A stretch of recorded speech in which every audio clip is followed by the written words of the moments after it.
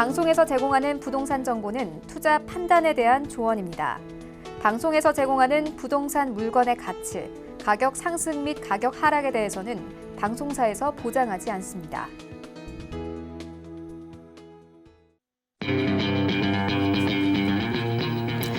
안녕하세요. 황금부동산 투자 황부자 진행의 강주리입니다. 최근 주택시장이 위축된 상황에서도 학세권과 몰세권, 역세권 등을 갖춘 곳이 이 실수요층에게 아주 인기가 많다고 합니다. 특히 몰세권은 쇼핑몰과 대형마트, 영화관 등을 갖춘 곳으로 생활하기가 또 굉장히 편리한 곳이기도 하죠. 신혼부부 수요뿐만이 아니라 1, 2인 가구 직장인 수요까지 더해서 향후 앞으로 더욱더 주목을 받을 수 있을 것으로 예상이 된다고 하니까 투자 시에 좀 참고해보시면 좋을 것 같습니다.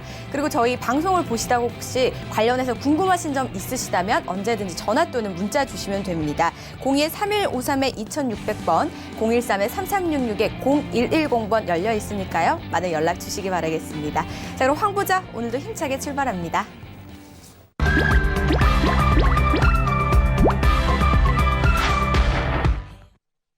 오늘 함께 하실 분도 바로 만나보겠습니다. 황스인베스트의 박세준 팀장 자리하셨습니다. 안녕하세요, 팀장님. 네, 안녕하세요. 황스인베스트의 박세준입니다. 오늘 소개해드릴 곳은 은평구 연신내역 주변과 이 신월동 아파트에 대해서 소개를 해드릴 건데요. 이 연신내역 주변의 소형주택, 1인 가구 분들이 많은 임차를 하시기 때문에 굉장히 원활하게 임차도 잘 맞춰지고 하고 있다고 합니다. 잠시 후에 자세하게 알아보도록 하겠습니다. 저희 오늘 알아볼 지역 이 두 곳 모두 서울에 위치하는 곳인 것 같아요. 첫 번째 지역 바로 만나볼게요. 서울시 은평구 연신내역 3호선과 6호선 더블 역세권에 위치한 다세대 주택 1.5룸입니다. 전용 면적 약 20제곱미터, 시세는 1억 5천만 원에서 1억 6천만 원으로 형성되어 있습니다. 은평구 연신내 쪽으로 와봤습니다. 자, 3호선과 6호선이 지나는 더블 역세권이라고 해서 좀 이동하시기도 편리하실 것 같은데요. 어떤 이 지역적인 특성을 좀 가지고 있을까요? 네, 오늘 소개해드릴 곳이 바로 이 연신내역 주변에 있는 소형주택, 원룸, 투룸, 쓰리룸 굉장히 소형주택들이 많은 이 지역인데요. 이곳의 1.5룸에 대해서 한번 제가 준비를 해보았습니다. 이 1.5룸에 대해서 금액적인 것도 굉장히 중요하지만 투자를 하셨을 때 취득세 무시할 수가 없겠죠. 하지만 이곳은 다세대 주택이기 때문에 1.1%의 취득세가 나오지만 금년 2020년 1월 1일부터 시작해서 1가구 3주택 이상이신 분들 네 번째 주택부터는 4.6%가 들어간다고 합니다. 꼭 이 점 참고하셔서 투자를 해보시면 좋을 것 같고요. 거기다 추가적으로 오늘 소개를 해드릴 곳은 바로 이 연신내역 3호선과 6호선의 역세권이고 유형은 다세대 주택 1.5룸, 전역은 약 20제곱미터 정도 됩니다. 여기서 중요한 것이 바로 이 시세인데요. 시세가 1억 5천에서 1억 6천만 원 정도 하다 보니까 잠시 후에 제가 가격 면에서도 설명을 드리겠지만 취득세가 1.1%이기 때문에 200만 원이 넘지가 않죠. 그렇기 때문에 취득세가 면제가 된다는 점 꼭 참고해 보시면 좋을 것 같습니다. 자, 계속해서 지역 분석을 보도록 하겠습니다. 위치 특성으로는 인구 약 48만 5천 명 정도. 이 은평구의 주민들이 바로 이 18만 5천 명 정도가 되고요. 세대수는 20만 3천 세대인데 현재 1인 가구가 굉장히 많이 늘어나고 있다는 것입니다. 그만큼 원룸이라든지 1.5룸, 투룸들이 굉장히 원활하게 많이 임차를 하고 있다라고 좀 아실 수가 있겠습니다. 서부권에 자리를 잡고 있고요. 경기도 고양이라든지 파주와 굉장히 가깝고요. 주요 업무지구인 마포, 용산, 여의도와 인접을 하고 있기 때문에 접근성 또한 굉장히 강점이다라고 보실 수가 있겠습니다. 지하철 및 대중교통을 이용을 해서 주요 업무단지뿐만이 아니라 이 3호선이라든지 6호선을 이용해서 타 지역으로 이동을 하시기가 굉장히 편리하다라고 보실 수가 있겠고요. 생활 편의 역시 교통이라든지 메디컬, 금융, 생활 인프라가 굉장히 강점이고요. 이 주변 자체에는 연신내역 주변에는 바로 로데오 거리가 있기 때문에 유흥시설이 당연히 좀 있다라고 좀 설명을 드릴 수가 있겠지만 하지만 오늘 소개해드릴 곳은 바로 가련동 쪽입니다. 그렇기 때문에 학군이라든지 생활 편의 시설 역시도 굉장히 좀 훌륭하다라고 좀 보실 수가 있겠고요. 개발 환경 같은 경우도 이 GTX A 노선 현재 금년도 2월에 연신내 구간 라인을 지금 착공에 들어갔다라고 하니까 많은 분들께서 오히려 또 투자 지역으로 많이 선점을 하고 있는 지역이다라고 설명을 드릴 수가 있겠습니다. 잠시 후에 입지와 호재에 대해서 만나보도록 하겠습니다. 네, 자, 지하철 노선, 이 3호선과 6호선을 보시면은요, 업무 지역들이 좀 꽤나 포진이 돼 있거든요. 이 말은 직주 근접이 괜찮다라는 이야기인데요. 이렇게 그에 비해서 좀 저평가되어 있는 지역이기도 하다고 합니다. 자세한 위치를 저희가 좀 알아볼 필요가 있을 것 같아요. 어떻게 될까요? 네, 맞습니다. 아나운서님의 말씀대로 좀 저평가가 되어 있다라고 좀 보실 수가 있겠는데요. 이유 자체를 좀 보자면 이 연신내역을 중심적으로 해서 이 많은 지역들을 보면 사실 대단지 아파트가 굉장히 협소합니다. 그렇기 때문에 이 소형 주택이라든지 이런 것들이 굉장히 많이 자리를 잡고 있고요. 하지만 앞으로 이 대단지라든지 아파트 단지들이 좀 들어오는 곳들이 있죠. 뭐 대조동이라든지 불광동 그리고 이 가련 1동까지도 이 재개발에 들어가기 때문에 앞으로 임차인들, 즉 이주민들이 많이 발생을 하기 때문에 임차인들이 굉장히 많아질 것으로 예상을 해볼 수가 있겠습니다. 자, 그렇기 때문에 이 연신내 주변의 부동산을 가보면요. 굉장히 전세들도 많이 나와 있지만 이 전세 금액 자체가 굉장히 좀 높다라고 좀 표현을 할 수가 있겠습니다. 자, 이 연신내역 주변으로는 뭐 금융인프라라든지 학군 밀집 지역, 뭐 중앙시장, 대형 할인마트, 영화관 등 이 많은 생활 인프라 시설들이 많이 자리를 잡고 있는데요.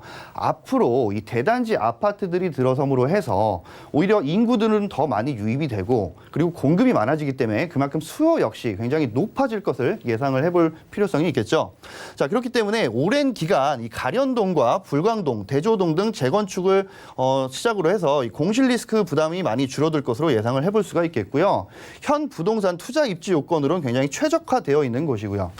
자, 더불어 이 연신내역에서 보시자면 뭐 3호선을 통해서 이 파주라든지 고양시까지도 충분히 편리하게 이동을 하실 수가 있겠고요. 뭐 김포공항이라든지 뭐 상암동 그리고 마포 그리고 홍대 종로까지도 이 주요 업무 단지로 충분히 이 편리하게 집주 근접성이 굉장히 높다라고 평가를 해볼 수가 있겠습니다.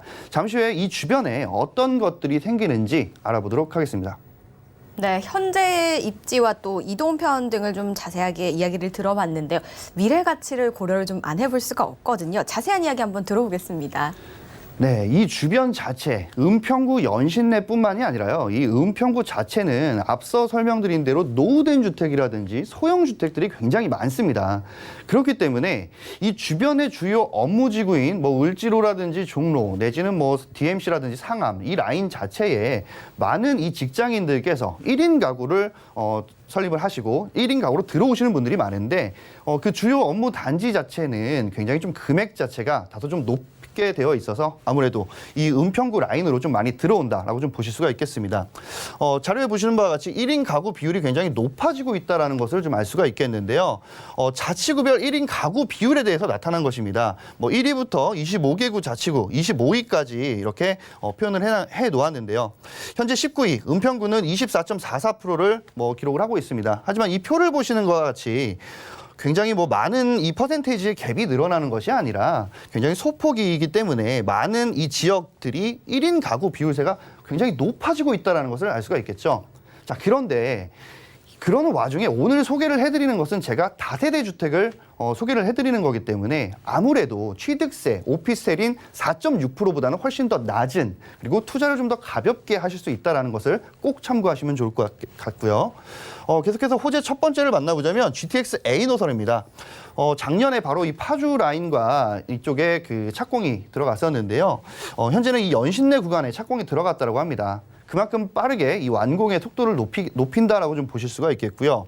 현재 이 연신내역은 3호선이라든지 6호선을 통해서 이 종로와 을지로까지 약 10분대 그리고 DMC의 상암까지 약 10분대로 가실 수가 있는데 이곳에 GTX A 노선까지 들어가게 된다라고 하면 트리플 역세권이 된다는 것이죠. 자, 그렇게 되면 주요 업무 단지인 뭐 마포 상권이다 내지는 뭐 을지로 상권 이렇게 충분히 가실 수가 있겠지만 앞으로는 이 강남에 대해서 이 강남 상권까지도 약 10분대로 충분히 가실 수가 있다는 것입니다. 자, 여기서 주목할 것은 한 가지.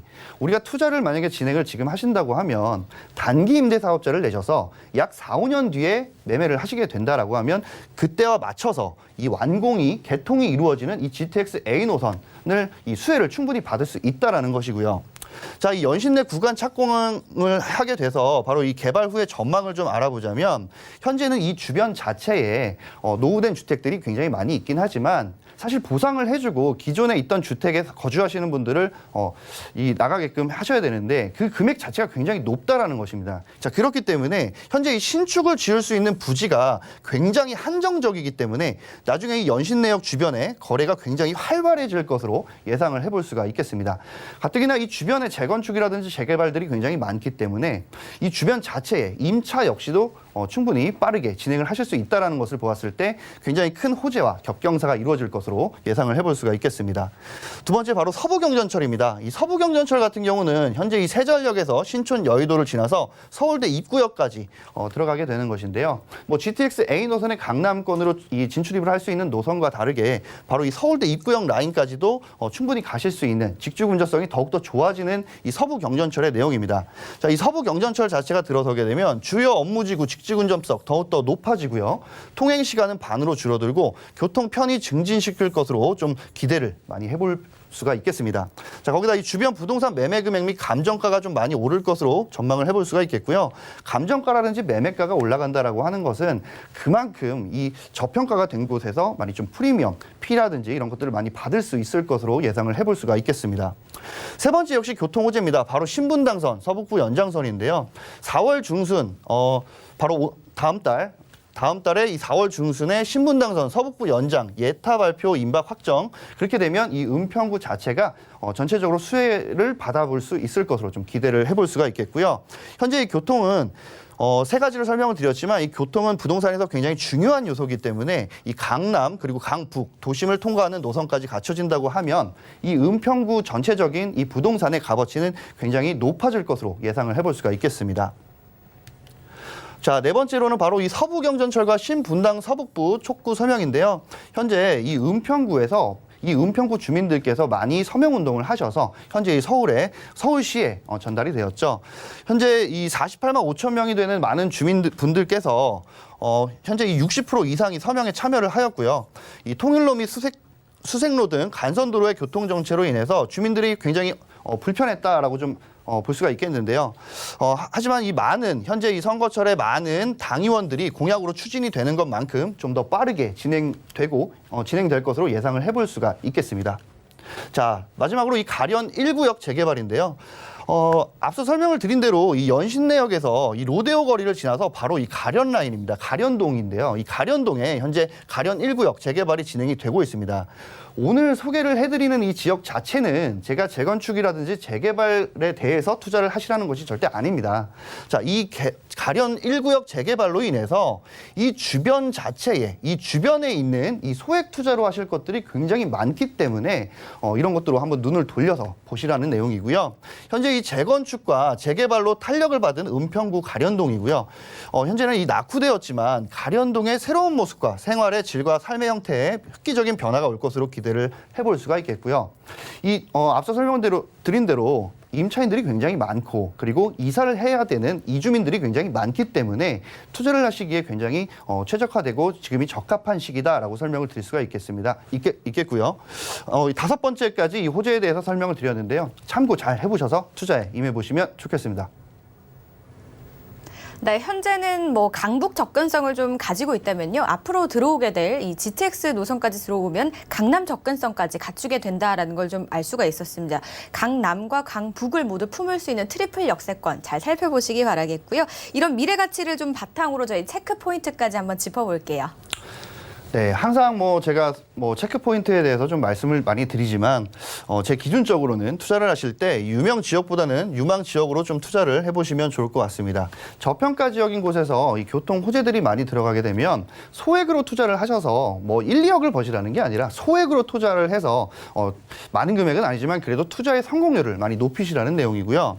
두 번째로는 이 GTX A 노선과 최대한 가까운 곳으로 투자를 해보시면 아무래도 이 GTX A 노선에 관한 수혜를 충분히 받으실 수 있다라는 것이고요.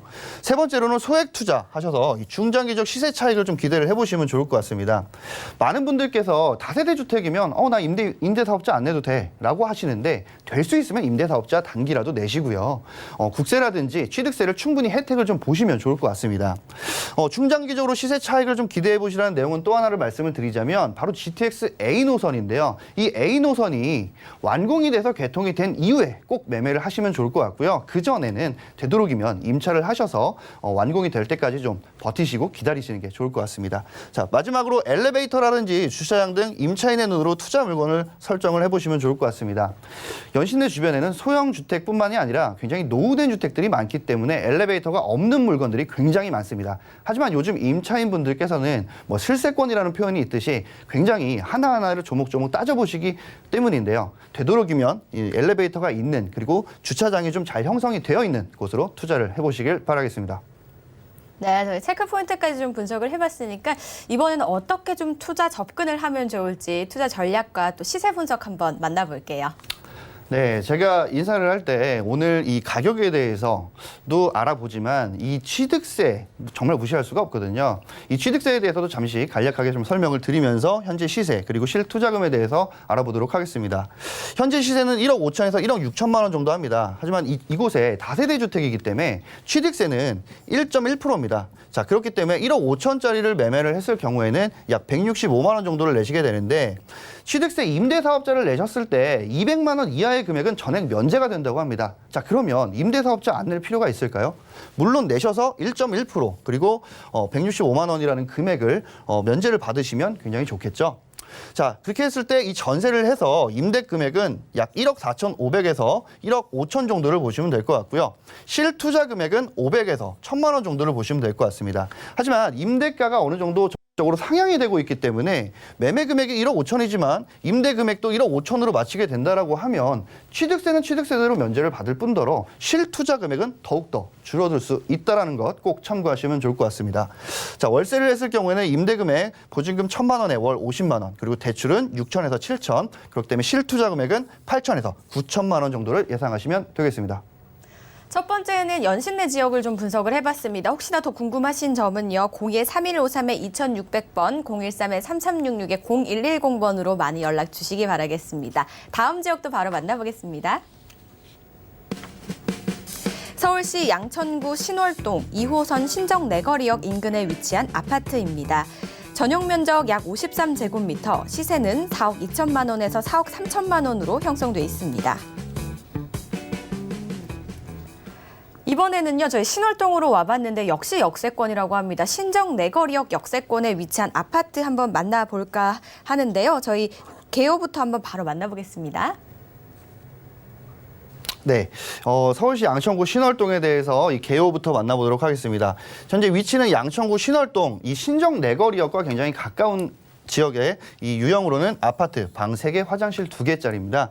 이 면적은 전용 약 53제곱미터. 평형으로 따지면 25평형 정도 된다라고 좀 설명을 드릴 수가 있겠고요. 시세는 약 4억 2천에서 4억 3천만 원입니다. 많은 분들께서 시세에 대해서 왜 이렇게 싸요라고 말씀을 하시는데요. 요즘 지어지는 아파트들 보면요, 뭐 대단지형이라든지 단지형들은 굉장히 높은 금액을 호가하고 있지만 현재 이곳은 한 동짜리라고 좀 다시 한번 설명을 드리겠습니다. 한 동짜리가 굉장히 신월동에 많아지고 있다는 것도 참고하시면 좋을 것 같고요. 계속해서 지역 분석을 해보겠습니다. 위치 특성으로는 인구는 약 12만 2천여 명 정도 되고요. 세대수는 5만 1,824세대, 세대당 인구는 2.4명. 그러니까 소가족들이 굉장히 많은 지역이다라고 좀 보실 수가 있겠습니다. 평형 자체가요, 아파트를 봐도 어느 지역 가면은 막 50평대다, 40평대다 이런 것들이 많은데 이 지역은 유독 25평, 26평, 28평 내지는 30평형대가 굉장히 많은 지역이다라고 좀 참고하시면 좋을 것 같고요. 인근의 목동을 비롯해서 많은 아파트 가격이 실투자 대비 매가가 많이 상승이 될 전망으로 볼 수가 있겠고요. 접근성 같은 경우도 앞서 설명을 드린 대로 신정 내거리역과 굉장히 가깝기 때문에 뭐 영등포라든지 여의도 그리고 마곡까지도 이 직주 근접성이 굉장히 잘 형성이 되어 있다라고 보실 수가 있겠습니다. 생활 편의 시설 같은 경우는 현재 좀 아쉽지만 비교적 낮은 생활 인프라가 되어 있는데요. 하지만 신정 뉴타운이라든지 주변의 이 많은 개발 호재로 인해서 많은 상권들이 앞으로 변화될 전망으로 볼 수가 있겠고요. 개발 환경 같은 경우도 아무래도 이 신월동 라인에도 교통 호재가 많이 없었습니다. 하지만 앞으로 이 교통 호재들이 굉장히 많이 발전될 것으로 예상을 해볼 수가 있겠는데요. 경전철 목동선이라든지 원종 홍대선 그리고 경인고속도로 지하 사업 등 많은 이 개발 호재들이 기다려지고 있다고 합니다. 잠시 후에 만나보도록 하겠습니다. 네, 소형 가구들이 좀 많이 선호할 수 있는 부분들을 잘 갖추고 있는 지역인 것 같아요. 주변에는 좀 어떤 것들이 있는지 한번 살펴보겠습니다. 네, 지도에 보시는 바와 같이 현재 이 신정 내거리역 주변에는 바로 이 신정 재정비 촉진지구가 있습니다. 자, 이곳에 아파트들이 굉장히 많이 들어설 것으로 예상을 해볼 수가 있겠는데요. 신정 내거리역 바로 주변에는 바로 신월동이라든지 신정동이 바로 근처에 있는데 제가 오늘 소개를 해드리는 곳은 바로 이 신월동의 아파트입니다. 나홀로 아파트들이 굉장히 많다라는 것은 단지형 아파트들이 들어서기가 굉장히 어려운 지역이라는 것이죠. 자, 그러면 많은 소형주택이라든지 오래된 주택들이 빌라 재건축, 쉽게 얘기하면 주택 재건축들이 굉장히 많이 이루어지는 지역이다라고 설명을 드릴 수가 있겠는데요. 아무래도 이 신정 재정비 촉진지구에 아파트들이 많이 들어서다 보니까 투자 금액도 높을 뿐더러 이 아파트의 호가가 정말 어마어마하게 올라가는 것을 알 수가 있었습니다. 하지만 아파트가 올라간다고 해서 이 주변 자체에 아파트만 올라갈까요? 절대 그렇지 않습니다. 이 주변에 빌라라든지 이 주택 단지들이 굉장히 많은 곳들에 재건축으로 인해서 한 동짜리 아파트라든지 뭐 소형 빌라라든지 투룸 주택 내지는 오피스텔까지도 충분히 메리트가 있고 투자 값어치가 굉장히 상당히 높다라고 좀 평가를 할 수가 있겠습니다. 계속해서 이 입지에 대해서 좀 더 살펴보자면 부천이라든지 마곡지구 그리고 뭐 마포, 홍대, 여의도, 영등포까지도 충분히 이 직주 근접성이 좋다라고 말씀을 드릴 수가 있고요. 아직까지는 교통들이 좀 많이 막힘이 있는데 잠시 후에 호재에서 어떤 교통들이 들어서는지에 대해서 만나보도록 하겠습니다. 네, 저희가 앞서서 지역 분석을 설명을 해주실 때 살짝 언급해 주신 부분이 있었습니다. 바로 교통 호재가 굉장히 많이 기다리고 있다라고 하셨거든요. 어떤 교통 호재가 있는지 많은 분들이 궁금해하실 것 같아요. 바로 좀 소개해 주시죠. 네, 현재 이 신월동 라인에는 신정 내거리역이 뭐 대표적인 노선 중에 하나죠. 하지만 이 신월동 안쪽으로 많은 이 교통 호재들이 들어선다라고 합니다. 어떤 것들이 있는지 알아보자면 바로 첫 번째 경전철 목동선입니다. 뭐 지도에 보시는 바와 같이 현재 이 목동선이 들어서게 되면 이 당산역까지 오목교역에서 당산역까지 이 신월동에서도 충분히 가실 수가 있다라는 것이고요. 자, 이곳은 제2차 서울교통철도망 구축 계획을 통해서 지역 균형 발전 촉진을 위해서 신설이 되었고요. 현재 2021년도에 착공을 계획을 하고 있고요. 60개월 이후인 2026년에서 2027년 정도에 완공 목표를 하고 있다라고 합니다. 뭐 아시는 분들은 아시겠지만 많은 분들께서 투자를 하는 지역 자체에 이렇게 교통 호재들이 많이 들어선다라고 하면 많은 이 부동산의 집값과 많은 지가라든지 땅값 등이 많이 오를 것으로 예상을 해볼 수 있는 호재 중에 하나다라고 설명을 드릴 수가 있겠고요. 원종 홍대선 같은 경우는 굉장히 오랜 시간 전부터 얘기가 많이 나왔는데요. 앞으로 이 선거라든지 많은 국회의원분들께서도 많은 공약을 걸었지만 추진 역시 굉장히 빠르게 될 거라는 것을 기사를 통해서 알 수가 있었습니다. 현재 2021년도 철도 계획에 포함이 되어서요. 2026년에 착공을 해서 2030년도에 준공 목표를 하고 있고요.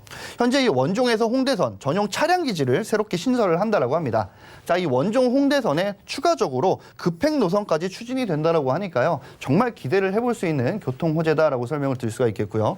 세 번째로는 경인고속도로 지하 사업입니다. 이 경인고속도로 지하 사업은 현재 이 서인천이라든지 부평, 부천을 이어서 이 신월 IC까지 이어지는 것인데요. 현재 인천에는 9개의 출입구가 벌써 지어지게 되었고요. 앞으로는 이 신월 IC 라인 쪽으로 해서 좀 더 이 쾌적하게 지하와 사업이 이루어진다는 것입니다. 현재는 이 8차선 도로인데요. 지하 6차선 도로와 지상 6차선 도로로 총 12차로를 증설을 하게 되는데요. 자, 그렇게 되면 통행 시간 당연히 짧아지고요. 연료비 절감 당연히 되고요. 그래서 연간 이 편익 자체는 약 1,350억 원 정도가 된다라고 합니다. 자, 이런 것들이 들어선다라고 했을 때 이 주변에 자차를 운행을 하시는 분들도 계시고 이 부동산이라든지 이런 것들을 사시기 위해서는 주변에 교통체증이 많은지도 알아보시는 분들이 굉장히 많은데요. 자, 그렇기 때문에 이 경인고속도로 지하 사업이 들어가게 되면 타 지역으로 진출입을 하실 수 있는 것이 훨씬 더 빨라지고 훨씬 더 교통도 완화가 되고 그만큼 이 부동산 쪽으로도 영향이 충분하다라고 좀 설명을 드릴 수가 있겠습니다. 자, 계속해서 이 신월 IC에서 여의도 지하 사업을 이루어지게 되면 신월 IC에서 이 국회의사당에 있는 이 여의도 라인까지도 굉장히 빠르게 직주 근접성을 자차로서도 높게 평가를 할 수가 있다는 것인데요. 현재 이 제물포 터널 개통 시기인 2021년 4월 달에 들어가게 되면 개통이 완료가 되면 이후 신월 IC부터 목동 운동장까지 약 4.1km 되는 구간에 국회대로 지하차도가 공사가 시작이 된다라고 합니다. 자, 그렇게 되면 지하화가 되고 지상에는 바로 이 서울광장 8배 크기의 공원이 생성이 된다라는 것이죠. 주변의 근린공원 역시 잘 들어서게 되고 이 주변이 굉장히 많은 변모를 하게 되어서 교통 체증이 완화가 되고 그만큼 직주 근접성도 높아지기 때문에 이 부동산 쪽으로 입지적으로 굉장히 최적화되는 지역이다라고 설명을 드릴 수가 있겠습니다. 잠시 후 이 정확한 가격이라든지 어떻게 투자를 하시는지 전략에 대해서 만나보도록 하겠습니다. 네, 저희 총 5개 호재 좀 들어봤는데요. 그중에 4개가 교통 호재라는 걸 좀 알 수 있었습니다. 편리한 이동 좀 기대해 볼 법도 하고요. 이번에는요, 체크할 부분도 한번 알아보도록 하겠습니다. 네, 계속해서 제가 말씀을 드리지만 첫 번째로 바로 유명 지역보다 유망 지역으로 잘 알아보셨으면 좋겠습니다. 많은 분들께서 서울에는 더 이상 지하철역이 생길 곳이 없어요 하시는데요. 있습니다. 있기 때문에 되도록이면 저평가 쪽에서 이 교통 호재라든지 재건축이라든지 재개발 등 많은 호재들이 기다리고 있는 곳으로 투자를 해보시면 좋을 것 같고요. 두 번째로는 바로 이 신정 뉴타운이죠. 뉴타운 인근 비교적 매매 가격이 저렴한 곳으로 투자를 해보시길 바라겠습니다. 물론 청약을 해서 성공을 하시는 분들도 많이 계시죠. 하지만 정말 하늘의 별 따기 로또다라고 설명을 드릴 수가 있겠는데요. 그렇게 오른 금액 자체를 꼭 찾으시지 마시고 이 주변 뉴타운이라든지 청약으로 끝난 것들의 아파트들, 그러니까 호가가 많이 오른 아파트들 주변에도 충분히 소액으로 투자를 하실 수 있는 것들이 굉장히 많다라는 것을 꼭 인지하셨으면 좋겠습니다. 세 번째로는 지역 특성상 앞으로 교통 호재가 많은 지역을 꼭 선별하시기를 바라겠습니다. 예를 들어서 성남이라든지 내지는 인천 그리고 부천 내지는 주변 서울 주변에도 굉장히 많긴 하지만요. 서울 안에서도 이 지역 특성상 교통 호재가 많은 곳들이 굉장히 많다라는 점 다시 한번 참고하시면 좋을 것 같고요. 네 번째로는 깡통 전세라든지 일명 무갭 투자 등 위험한 투자는 되도록이면 사양을 하시고요.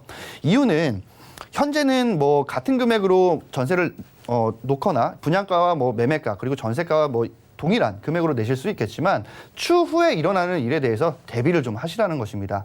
자, 체크 포인트까지 만나보셨는데요. 잠시 후에 가격 한번 만나보도록 하겠습니다. 네, 체크 포인트 한번 꼼꼼하게 또 살펴보시기 바라고요. 저희 시세 분석을 안 해볼 수가 없습니다. 시세 분석 바로 만나볼게요. 네, 현재 이 주변의 아파트들은 방 3개, 화장실 2개, 25평형 정도를 기준으로 말씀을 드리는 겁니다. 현재 시세는 4억 2천에서 4억 3천 정도인데요. 이 많은 분들께서 아파트를 투자를 하실 때도 역시나 임대사업자 나도 안 내도 돼 라고 하시는 분들 많이 있습니다. 하지만 계속해서 말씀을 드리지만 국세라든지 기타 이 취득세들을 꼭 충분히 혜택을 받으셨으면 좋겠어서 말씀을 드리는 건데요. 4억 2천이라든지 4억 3천 정도가 매매가라고 하면 취득세가 1.1%만 잡아도 정말 400에서 500 정도 가는 취득세를 내셔야 됩니다. 하지만 오늘 설명을 드리는 곳은 전용 면적이 53제곱미터, 60제곱미터 미만이기 때문에 바로 이 금액에서 15%만 내시면 된다는 것입니다. 바로 85%를 감면받으실 수 있기 때문이죠. 이 점 참고를 하시면 좋을 것 같고요. 자, 이곳에 전세를 냈을 때 임대 금액은 4억 원, 그렇기 때문에 실투자 금액은 2천에서 3천만 원 정도를 보시면 될 것 같고요. 월세를 냈을 때 보증금은 5천에 80만 원, 대출 금액은 2억 1천에서 2억 1,500, 투자 금액은 아무래도 전세보다 월세가 좀 더 높습니다. 1억 6천에서 1억 6,500만 원 정도 되시기 때문에 되도록이면 전세, 이 개투자라든지 이 차액 투자를 좀 해보시면 좋을 것 같습니다. 저희 연신내와 신월동 제목 만나보셨는데요. 혹시 더 궁금하신 점은 02-3153-2600번, 013-3366-0110번으로 많은 연락 주시기 바라겠습니다. 오늘 좋은 말씀 주신 팀장님 여기서 보내드릴게요. 고맙습니다. 오늘 알아본 지역 다시 한번 만나보시죠.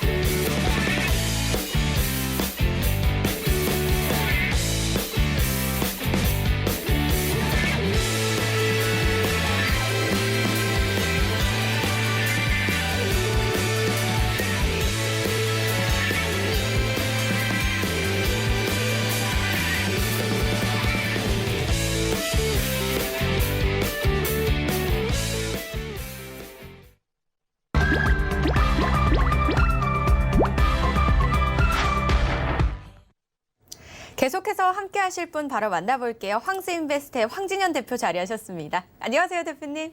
네, 안녕하세요. 반갑습니다. 황진현입니다. 오늘도 한 주간에 있었던 부동산 소식들 알아보도록 하겠습니다. 힘이 되는 정보 드리겠습니다. 네, 오늘도 역시 이 대표님의 한 주간의 이 부동산의 이슈들 좀 알아보는 시간입니다. 저희 참 한 주 동안 이 스터디가 좀 많이 되는 그런 느낌인데요. 이번 주도 어떤 이야기가 준비되어 있는지 궁금합니다. 바로 소개해 주시죠. 네, 첫 번째 제목부터 한번 알아보도록 하겠습니다. 첫 번째 제목은 이렇습니다. 부동산 투자와 투기 한 끗 차이, 그 구분의 모호함이란 얘기인데 아주 오래전부터 우리가 부자가 되기 위한 필수 코스가 부동산 투자였죠. 부동산 투자를 안 하면 바보라는 얘기까지 들을 수도 있었고 그만큼 확실하고 안정성이 큰 자산 증식의 방법이었습니다. 근데 이게 한 2, 3년 전부터 이게 부동산 투자가 아니라 이제 투기란 얘기를 듣고 있어요. 그래서 이제 한번 찾아봤습니다. 투자가 뭐고 투기가 뭘까? 그 기준이 뭘까에 대해서 한번 찾아봤는데요. 첫 번째 이렇습니다. 수요자의 행태 차이. 수요자의 행태 차이라는 어떤 거냐면요. 투자하는 분들은 이렇게 본답니다. 매물을 이용 관리할 의사가 있는 실수요자.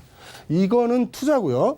매물을 이용 관리할 의사가 없는 가수요자는 투기라고 합니다. 자, 이제 텍스트상으로는 이해가 돼요. 이해가 되는데, 자, 매물을 이용 관리할 의사라는 것은 이걸 실질적으로 점유를 통해서 이용 관리를 하는가 아니면은 권리를 가지고 이용 관리를 하는가 여기에 대해서는 좀 나눠봐야 될 것 같아요. 점유를 통해서 이용 관리를 한다. 이거는 내가 실제 그 집에서 거주를 해야겠죠. 거주를 할 때만 가능한 얘기입니다. 거주를 하지 않은 상태에선 점유를 통한 이용과 관리는 불가능하죠. 이렇게 된다고 하면은 임대주택을 가지고 있는 사람, 그러니까 세를 주고 있는 모든 주택 그 소유주들은 투기꾼이 되는 거예요. 점유를 가지고 기준으로 하게 된다면, 그래서 이거는 점유를 가지고 기준으로 할 게 아니라 권리를 가지고 기준으로 해야 될 것 같아요. 자, 권리를 이용하고 관리할 의사가 있느냐? 권리를 이용하고 관리할 의사라는 거는 이런 거죠. 처음에 주택을 취득을 해서 취득할 때부터 세금 내지 않습니까? 세금 내고 또 임차인이 이용 관리함에 있어서 집주인이 해결해줘야 될 그 집의 문제점 같은 것도 있을 거고요. 또 집을 매매할 때도 세금을 내야 됩니다. 그래서 자, 투자와 투기의 수요자의 행태를 가지고 나눌 때는 매물의 이용 관리를 점유가 아닌 권리로 봐야 되지 않을까 싶습니다. 첫 번째는 수요자의 행태 차이에 대해서 한번 나눠봤고요. 두 번째는 이제 이익 추구 행태의 차이입니다. 자, 투자는 시장 가격으로 거래되며 예측이 가능한 정당한 이익을 추구하는 행위라고 되어 있고요. 투기는 투기 가격으로 거래되며 이익의 정도를 가늠하기가 어렵다. 가늠하기가 어렵다는 거는 굉장히 많을 수도 있다는 얘기겠죠. 자, 투기 가격이라는 거에 대한 정의는 따로 없습니다. 지금은 호가라고 표현하는 게 맞겠죠. 자, 그러면 투자에 대해서 시장 가격의 의미는 이렇게 표시하면 돼요. 시장에서는 수요자가 있고요. 그리고 공급자가 있습니다. 수요자와 공급자, 수요자는 싸게 살려고 할 것이고요. 공급자는 비싸게 팔려고 할 것이고요. 이게 접점에서 만나는 게 이게 시장 가격이에요. 부동산 실거래가가 이 시장 가격이라고 보시면 맞을 것 같아요. 자, 시장 가격으로 거래되며 예측이 가능한 정당한 이익을 추구한다. 이 정당한 이익이라는 말에 좀 모호하고요. 예측이 가능하단 말도 좀 모호해요. 전에 IMF 사태를 겪고 우리가 그 금융위기 사태도 겪었잖아요. 그때는 집값이 약간의 하락세를 겪다가 한 6개월, 3개월 이후에 급등을 했거든요. 근데 이거를 예상하는 사람이 있고 앞으로 부동산이 점점 힘들어질 거야 그러면서 잘못된 예상을 하는 사람도 있거든요. 그 예상에 대해서, 예측에 대해서 정당한 이익을 추구한다. 이게 말뜻이 좀 모호하긴 합니다. 여하튼 텍스트 상으로는 이해는 되실 거예요. 자, 이익 추구 행태에 대한 차이를 봤고요. 다음은 기간의 차이입니다. 투자는 장기간 이루어지고 투기는 단기간 이루어집니다. 근데 현재의 부동산 시장을 봤을 때는 투기, 단기간 부동산 거래한다는 거는 실질적으로 어려운 얘기입니다. 그만큼 세금을 더 내야 되고 법적인 제재가 들어오죠. 그래서 부동산 투자는 대부분 장기간 현재는 이루어지고 있다는 거고요.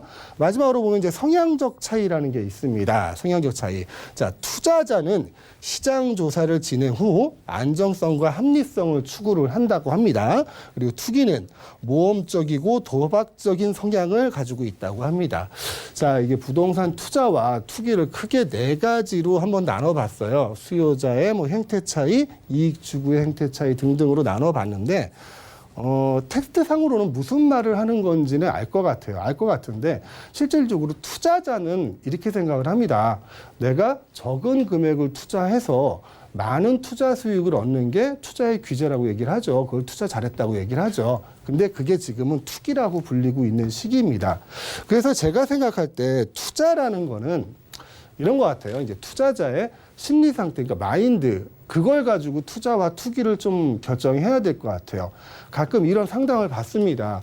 어느 지역에 이걸 투자해도 될까요? 이렇게 물어봐요. 그러면은 그러면 그 물건을 어떤 용도로 투자를 하시는가? 어느 정도 기간을 두고 어느 정도 투자 금액을 가지실 건가? 물어보면은 대답을 못 하시는 분들이 있어요. 그렇게 하면 투기가 된다는 거예요. 투자를 진행하실 때는요. 어떤 물건을 가지고 내가 임대사업자를 낼지 안 낼지 혹은 단기를 낼지 장기를 낼지 어느 정도를 보유하고 그리고 투자 금액을 얼마 들여서 나중에 어느 정도 마지노선을 가지고 투자 수익을 내겠다. 이런 최소한의 이런 계획은 가지고 투자를 하셔야 이런 투기란 얘기를 안 들을 것 같습니다.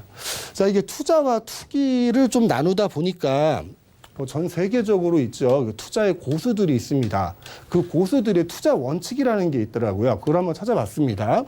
고수들의 투자 원칙. 자, 첫 번째는 워런 버핏입니다. 정말 이름만 들어도 다 아시죠? 그분의 투자 원칙은 이렇대요. 군중들이 탐욕을 느낄 때 나는 공포심을 느끼고 군중들이 공포심을 느낄 때 나는 탐욕을 가진다. 자, 풀어서 얘기하면 이렇죠. 군중들이 욕심을 낼 때 모두 이 투자는 될 거야 라고 욕심을 낼 때 나는 공포심을 느낀다. 투자를 안 한다는 거겠죠. 그리고 군중들이 공포심을 느낄 때 다들 지금은 투자할 때가 아니야 라고 얘기할 때 나는 탐욕을 가진다. 욕심을 가진다 라고 얘기를 했고요. 두 번째는 이제 피터 린치라는 사람입니다. 이 사람도 유명한 사람이죠. 이 사람이 이렇게 얘기했어요. 이게 좀 마음에 드는데 사람이 몰려다니는 곳으로 같이 가면 먹을 건 없고 발만 밟혀 아프다. 텍스트 상으로 다 이해되시죠? 사람들이 많이 모이는 곳을 같이 투자하게 되면 투자 수익률은 낮아질 가능성이 크고요. 그만큼 리스크는 올라갈 가능성이 큽니다. 다음 분은요, 케인스란 분입니다. 이분은 나의 핵심적인 투자 원칙은 일반적인 다수의 의견과 거꾸로 가는 것이다.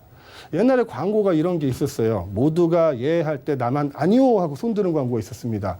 그거를 누군가는 이게 왕따라고 얘기를 하는데 그 왕따가 수익률을 걷어가는 게 실질적인 투자 시장이 아닌가 싶습니다. 그만큼 시장에 대한 분석은 필요하겠죠. 자, 마지막으로 템플턴이라는 분입니다. 이분은 다수의 투자자보다 더 나은 수익률을 내려면 다수의 투자자와는 다르게 생각하고 행동하여야 한다. 자, 이게 고수들이라고 전 세계에서 고수들이라고 일컫는 네 분이 투자 원칙이에요. 원칙을 다 보면은 한 가지는 확실한 거죠. 모두가 이 시장을 볼 때 이 시장 아니라 이 옆 시장을 본다는 거죠. 그래야 투자 수익이 나올 수 있다는 겁니다. 투자 수익이 나오는데 이렇게 보시면 되죠. 모두가 이쪽을 보고 있는데 내가 옆을, 그러니까 A를 보고 있을 때 내가 B를 투자한다고 하면 그만큼 리스크는 올라갈 겁니다. 리스크가 올라가는 대신 투자 수익도 많아지겠지요. 그러니까 하이 리스크, 하이 리턴 이런 제목인데 저는 요 말이 참 마음에 들어요. 제가 그동안 누누이 얘기했습니다. 어떤 식으로 말씀을 드렸냐면은 모든 사람들이 이 지역에는 부동산 투자를 하면 성공을 할 거야. 여기서는 투자 수익을 많이 거둘 수 있을 거야. 라고 하는 그곳은 그 많은 사람들이 투자를 하려는 그 기대 수익까지 포함해서 내가 투자를 해야 된다고요. 그만큼 가격이 올라가 있다는 얘기죠. 가격이 올라가 있다는 얘기는 그만큼 투자 수익은 떨어질 가능성이 크고요. 그만큼 안 올라갔을 때는 내 손실이 클 수 있다는 얘기입니다. 그래서 전부 다 A라는 이 지역을 볼 때 여기서 살짝만 고개 돌리면 여기가 A-가 있거든요. A-, 아까 그 신월동 같은 아파트 같은 분위기인데 전부 다 신정 뉴타운을 볼 때 길 하나 건너면 여기거든요. 이 신월동 아파트 같은 거 이런 거 투자하시는 게 진정한 투자의 고수들이 아닌가 싶어서 말씀을 드렸습니다. 그래서 이제 투자와 투기에 대한 차이하고 고수들의 투자 원칙을 좀 알아봤고요. 다음 내용은 이렇습니다. 무조건 빨리 파세요. 주가, 부동산 폭락, 공포팔이 하나. 항상 이때쯤은 나오는 겁니다. 항상 뭐 IMF 때도 있었고 금융위기 때도 있었고 항상 부동산 가격은 폭락할 것이다. 뭐 이런 예측들이 많이 나왔죠. 그 내용을 한번 살펴보겠습니다. 자, 지금처럼 주택 정책의 유행성이 없는 상황이라면 코로나 위기 후에도 급반등이나 코로나 장기화에 따른 집값 급락에 대처하기가 힘들다. 이런 기사가 있었고요. 정부가 고가주택 대출 규제 등을 이용해서 코로나 쇼크로 글로벌 금융, 실물 시장이 휘청되고 있어 집값 상승을 내다보기가 어렵다. 또 집값 급등도 부작용은 많지만 집값 급락은 서민에 더 치명적이다. 자, 이 부분은 한번 봐야 될 것 같아요. 서민들한테는 집이 전 재산이죠. 영혼까지 끌어모아서 집을 사지 않습니까? 그리고 그 영끌이라고 표현하잖아요. 온갖 대출을 다 받아서 이 집을 삽니다. 이 집의 가격이 오를 거라고 생각을 하고요. 그런데 만약에 가격이 내려가면 실질적인 타격을 받는 거는 서민들이거든요. 그래서 이 부분을 한번 살펴봐야 될 것 같고요. 부동산 경착륙 대비한 정책도 필요하다라는 등등의 그 뉴스 기사들도 있고요. 너튜브라고 부르죠. 그 인터넷에 나오는 거기서도 이제 부동산 폭락론을 얘기한 분들이 굉장히 많이 있습니다. 근데 이 부분들은 아까도 얘기했다시피 IMF 때도 있었고, 금융위기 때도 있었고, 항상 이런 얘기들이 나왔어요. 오늘 제가 한번 말씀을 드릴게요. 집값이 떨어질 수 있는, 부동산 값이 폭락한다라고 정도로 얘기할 수 있는, 집값 하락세는 딱 두 가지 조건에서만 나올 수 있습니다. 첫 번째는요, 수요보다 공급이 많을 때예요. 이때는 집값이 떨어집니다. 공급이 많으면 많을수록 더 많이 떨어지겠죠. 공급이 엄청나게 많으면 부동산 폭락이 올 수도 있습니다. 근데 이 수요보다 공급이 많은 시장이 나올 수 있는지 저는 좀 시장은 나오기 힘들 것 같아요. 어떤 식으로 보냐면요. 이 공급이라는 거는 그냥 30년 된 주택, 40년 된 주택이 시장에 나왔다 이런 공급이 아니라 양질의 주택이 나와야 되는 거거든요. 양질의 주택. 자, 예를 들면 이제 주택에 사시는 분이 있다고 쳐요. 한 30년 된 주택에. 그리고 빌라가 있다고 생각해 보시죠. 다세대 주택. 그리고 이제 아파트가 있는데 이거는 9억이라고 생각해 보고요. 그리고 또 아파트가 신축. 이게 양질의 주택이라고 생각을 해볼게요. 자, 이 9억에 있는 아파트에 사시는 분들은 저 새 집으로 이사 가야지. 저기는 주차도 잘 되고 물도 잘 나와. 그리고 냄새도 안 나고 방음도 잘 되네. 이 집으로 이사 가려고 하는 사람들이 많기 때문에 이 집의 가격이 올라가는 거거든요. 전체 가격이 올라가는 게 아니에요. 양질의 주택의 가격이 올라가는 겁니다. 그래서 이분들이 이사를 해요. 이쪽으로 이사를 합니다. 그러면 이제 다세대 주택에 사시는 분들은 나도 이제 아파트 살아야지 하고 이쪽으로 이사를 합니다. 그리고 오래된 주택에 사시는 분들은 이분들은 한꺼번에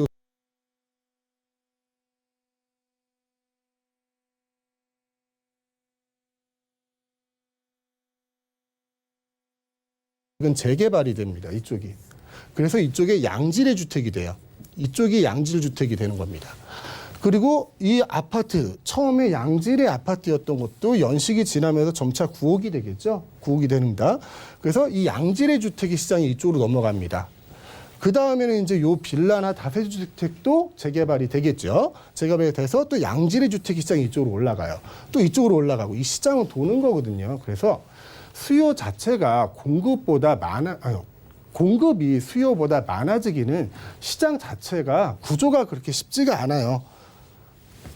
그래서 공급이 많아서 부동산이 폭락할 가능성은 거의 없다라고 말씀드릴 거고요.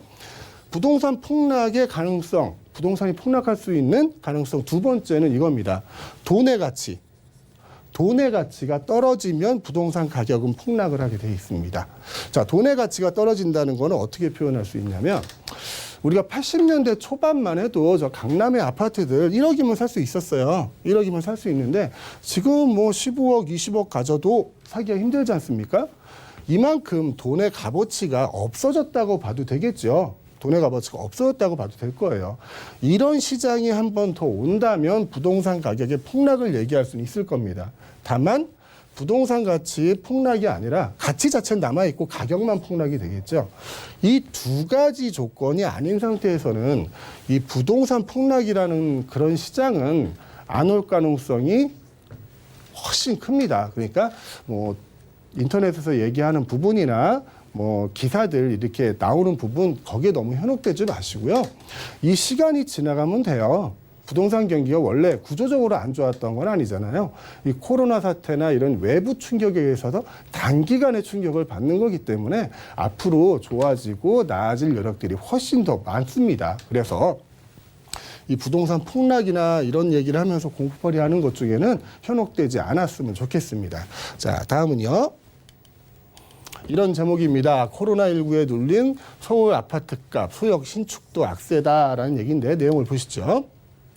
자, 강남 3구, 강북 3구의 아파트 변동률입니다. 변동률인데 전에 비해서는 상승률이 떨어졌죠. 강북은 상승률이 떨어지고, 자, 강남은 외로 지금 하락세를 거치고 있네요. 근데 강남이 워낙에 짧은 시간에 많이 올랐어요. 뭐 일주일에 뭐 2억이 올랐네, 3억이 올랐네 막 그랬잖아요. 자, 9억 초과 고가 아파트에 대한 대출 규제 강화로 생긴 풍선 효과의 기세 등등하던 소형 아파트 값 상승세도 제동이라는 겁니다. 하락세가 아니에요. 상승세도 제동이고요. 뭐 3월 넷째 주 아파트 동향 보면은 보합을 유지하고 있다. 이런 내용이고, 재건축 아파트 단지도 지금 금주에 0.01%가 하락을 해서 41주 만에 상승세가 꺾였다.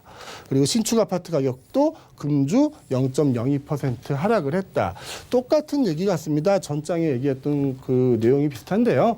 19차례의 부동산 대책으로도 꺾이지 않았던 부동산 열기였습니다. 근데 그 코로나에 꺾이네요, 잠시. 그렇지만 이 시장은, 이 시간은 그렇게 길지 않을 거고요. 이 사태가 지나면 다시 가격이 반등하는 시기가 틀림없이 올 것 같습니다. 그래서 이 시간을 현명하게 그리고 슬기롭게 버텨가는 투자자가 되셨으면 좋겠습니다. 오늘은 여기까지입니다. 네, 오늘 이슈 내용도 아주 잘 들어봤습니다. 자, 이렇게 이슈 보시다가 궁금하신 점 언제든 저에게 문의 주시면 상담을 도와드리고 있습니다. 그래서 이번에는요, 상담을 좀 만나볼 텐데요. 화면을 통해 바로 만나보시죠.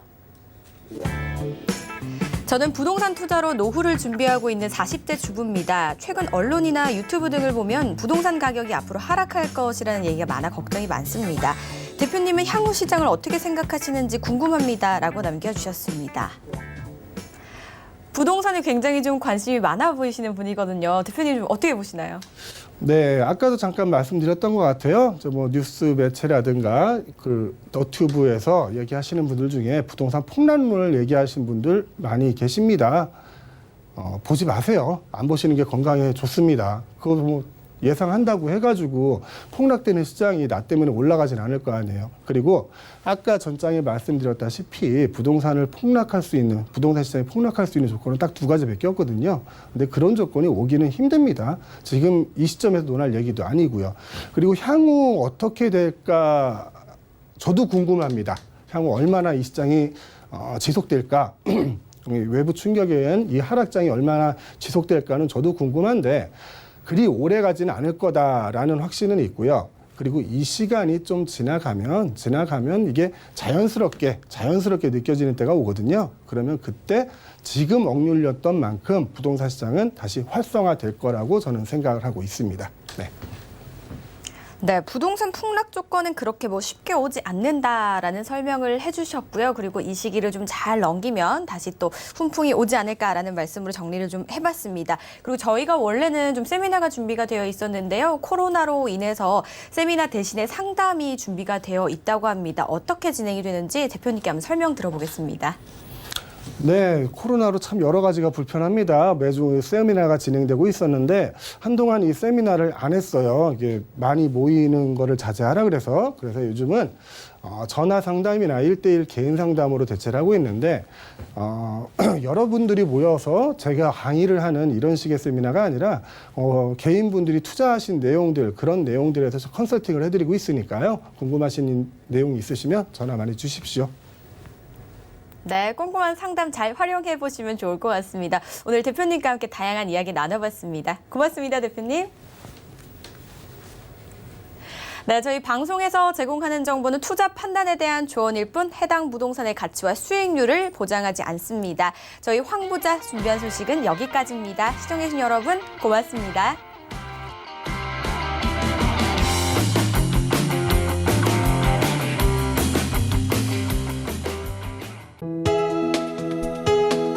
본 방송에서 제공하는 부동산 정보는 투자 판단에 대한 조언입니다.